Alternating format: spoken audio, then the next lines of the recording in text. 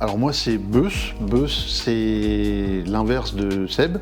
Et sur les réseaux c'est le Beus B parce que des Beus il y en avait déjà pas mal, même si ça fait très longtemps que j'utilise ce surnom, au point que les gens croient que c'est même mon prénom. Et puis c'est ma carte artistique en tant qu'artiste polyvalent qui s'est spécialisé dans le stylo bic depuis une dizaine d'années.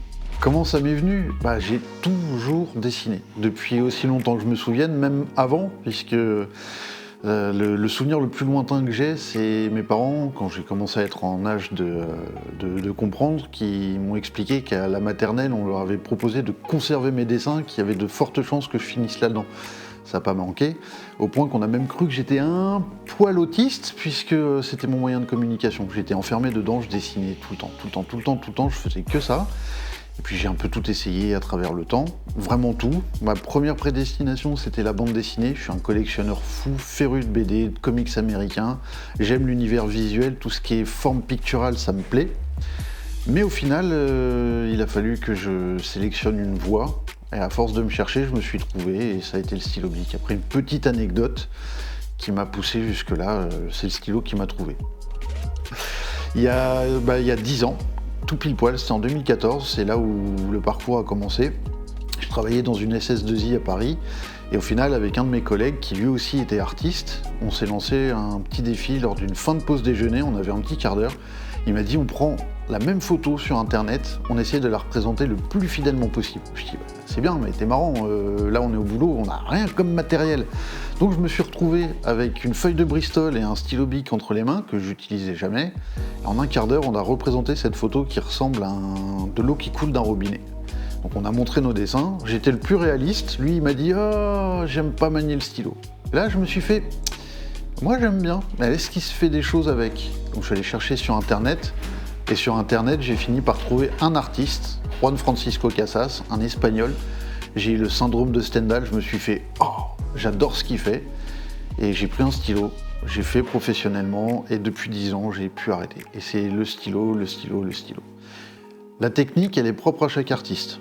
Ce qu'il faut, c'est comprendre l'outil qu'on utilise. Donc les crayons sont très bien parce qu'ils ont la possibilité de pouvoir être estompés, gommés, retravaillés. Le bic, non.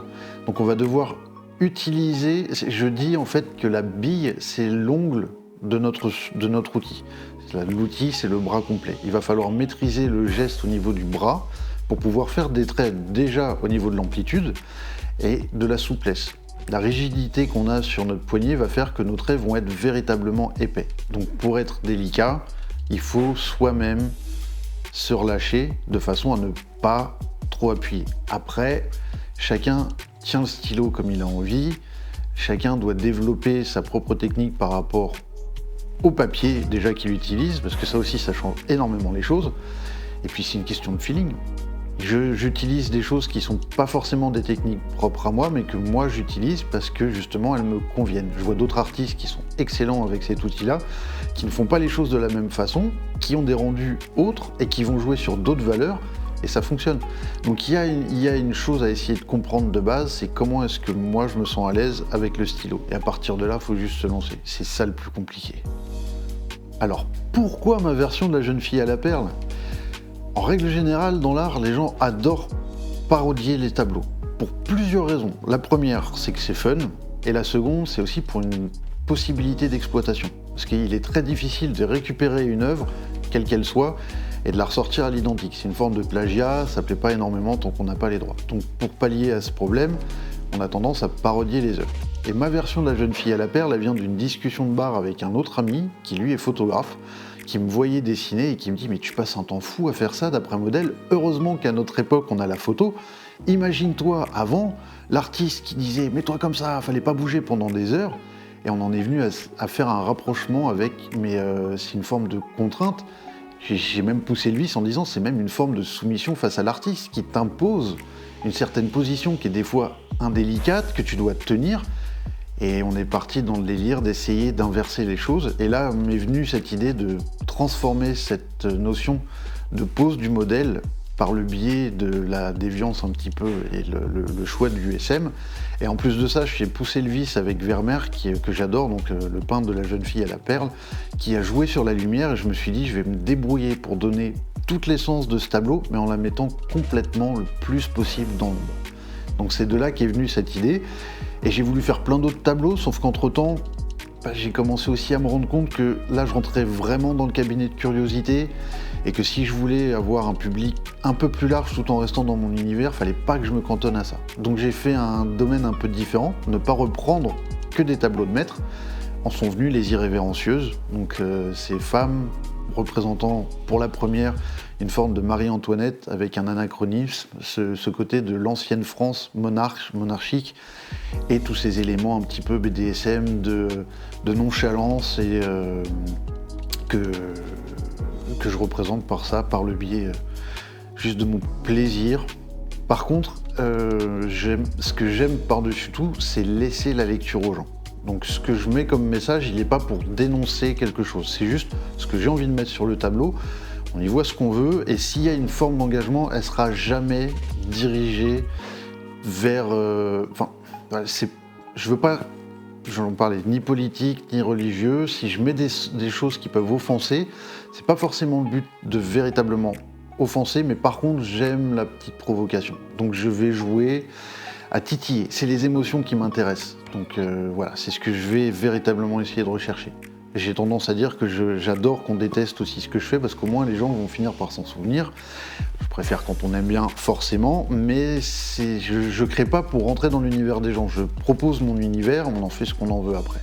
Ah ça a pris un certain temps, parce que déjà le premier contact, donc c'est Will de la distillerie, William, qui m'a contacté par le biais d'Instagram, parce qu'il a trouvé mes travaux, il aimait beaucoup ce que je faisais, parce que moi j'étais en Bretagne, donc c'était au niveau distance un petit peu compliqué. C'est en 2022, je crois, qu'on s'était contacté par rapport à ça.